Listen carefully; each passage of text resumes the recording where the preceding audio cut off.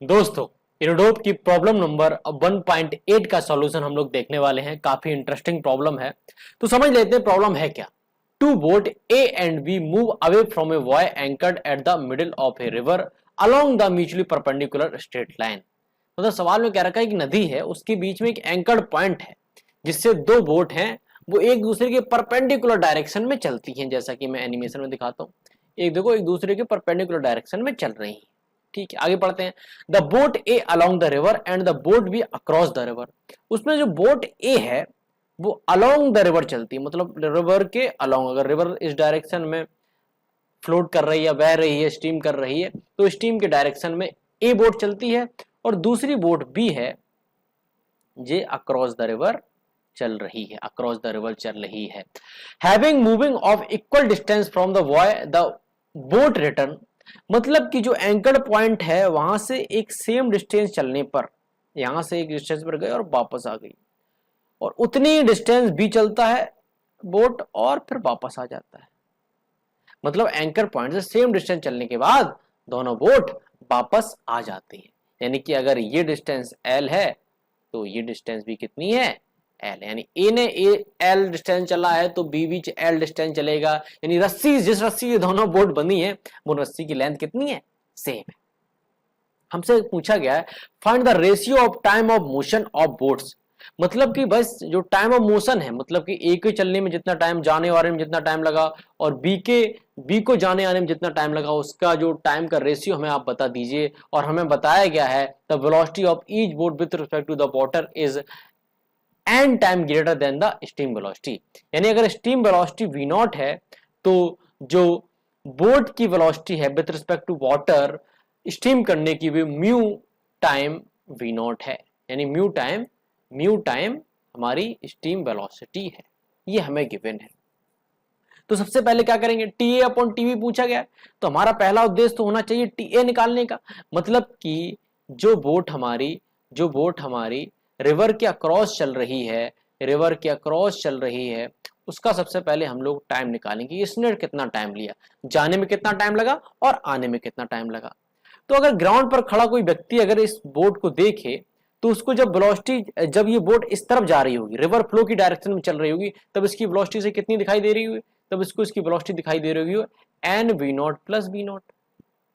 क्योंकि इसमें जाते वक्त क्या हो रहा है, रिवर की वेलोसिटी भी चल रही है और बोट की वेलोसिटी तो एन वी नॉट है ही। लेकिन जब यही बोट वापस आ रही होगी तब वो रिवर के विरोध में चल रही होगी, तब उसकी वेलोसिटी कितनी होगी, N V naught minus V naught. ये क्या होगा, ग्राउंड रिस्पेक्ट में होगा।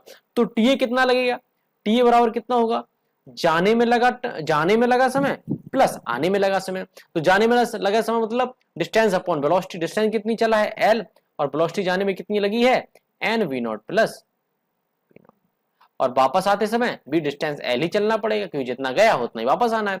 और यहां पर वेलोसिटी कितनी है, N V naught minus V naught, ये वेलोसिटी है। तो टी ए हमारे पास निकल के आएगा, टी हमारे पास निकल के आएगा, मैं इसको कैलकुलेट करके आपको बताता हूं। तो हमारे पास निकल के आएगा, आई थिंक ये 2L mu upon V naught N square minus 1। आप इसे कैलकुलेट करिए। कैलकुलेट कैसे करेंगे, एल को आप कॉमन ले लेना है, फिर कैची गुणा करना है, और जो भी आपका निकल के आएगा वो आपका टी इतना निकल के आएगा। तो टी हमारे पास तो आ गया सिंपल। सामने रिलेटिव मोशन का फंडा लगाया, ग्राउंड पर बैठे व्यक्ति से पूछा कि जाते समय वेलोसिटी कितनी दिख रही थी और आते समय वेलोसिटी कितनी दिख रही थी। सीधा सा बच्चा कक्षा 9th वाला फॉर्मूला लगा, टी निकल के आएगा।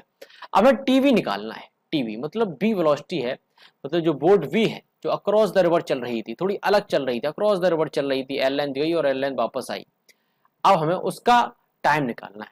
तो आपको पता है यार कि अगर अक्रॉस द रिवर इस बोट को चलना है और रिवर तो अपनी वही रही है वी नॉट से, तो इसको जो वेलोसिटी अपनी इस तरफ रखनी पड़ेगी, एन वी नॉट जो इसके पास वेलोसिटी है बोट के पास, वो इस तरफ रखनी पड़ेगी।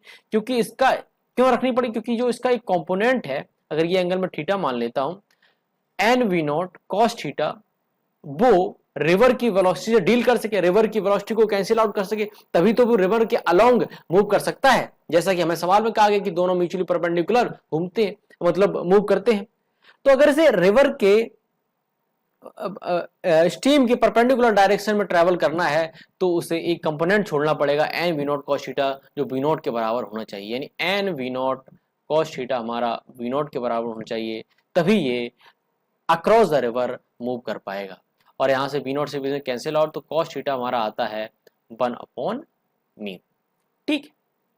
अच्छा, अब इसका एक कंपोनेंट इधर होगा, एक कंपोनेंट तो भाई साहब रिवर से डील कर रहा है, रिवर की फ्लो से डील कर रहा है, दूसरा कंपोनेंट क्या कर रहा है, रिवर को रिवर के अलोंग, रिवर के क्रॉस चलने में हमें मदद कर रहा है। तो N V naught sine theta है, वो जो एल लेंथ है उसे चलने में हमारी मदद कर रहा है। तो टीबी कितना लगेगा, जाने में लगा समय बराबर, जाने में लगा समय प्लस आने में लगा, जाने में समय कितना लगेगा, L upon N V naught sine theta, और आने भी उतना ही समय लगेगा क्योंकि उतना ही उसे कंपोनेंट छोड़ना पड़ेगा इसको रिवर की वेलोसिटी डील करने के लिए। बचा हुआ कंपोनेंट हमारे पास बचेगा N V naught sine theta, तो वापस आने का समय कितना, N V naught sine theta.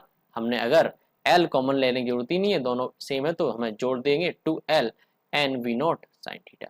अब साइन थीटा की वैल्यू हम लोग निकाल लेते हैं, कॉस थीटा की वैल्यू इतनी है तो पाइथागोरन थ्योरम से हमारी साइन थीटा की वैल्यू आती है N square minus one under root N square minus one upon N. तो यहाँ पर रख देंगे तो 2l n, तो N V naught under root N square minus one, N से एन कैंसिल हो गया, 2l V naught under root N square minus one. अब टी बी हमारे पास आ गया, टी हमने पहले निकाल लिया है, तो T A upon T B हमसे पूछा गया है। तो टी ए कितना है, टी ए हमारे पास था 2l mu V naught, 2l mu V naught N mu square minus one upon 2l into V naught under root mu square minus one. अब क्या हो, 2l से 2l cancel out, V naught से V naught cancel out, तो हमारे पास बच के आया एन अपॉन एक रूट से एक रूट खत्म under root N mu square upon, मैं म्यू को एन बोलता हूँ, एन को म्यू बोल रहा हूँ, कुछ भी है पर ये म्यू है, मैंने एन एन जहां जहां बोला वहां क्या है, म्यू है।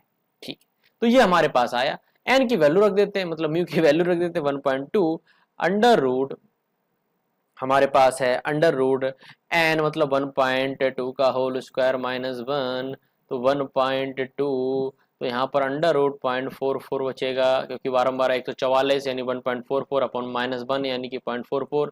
यहाँ पर आपका आना चाहिए कुछ कितना आएगा, 1.8 करके आना चाहिए, जो भी आए कैलकुलेशन करिए आपका आंसर आएगा। गुड, तो इस तरह से हमने इस सवाल को सॉल्व करा, सिंपल सा सवाल था, लॉजिकल वाला सवाल था। आगे बढ़ते हैं।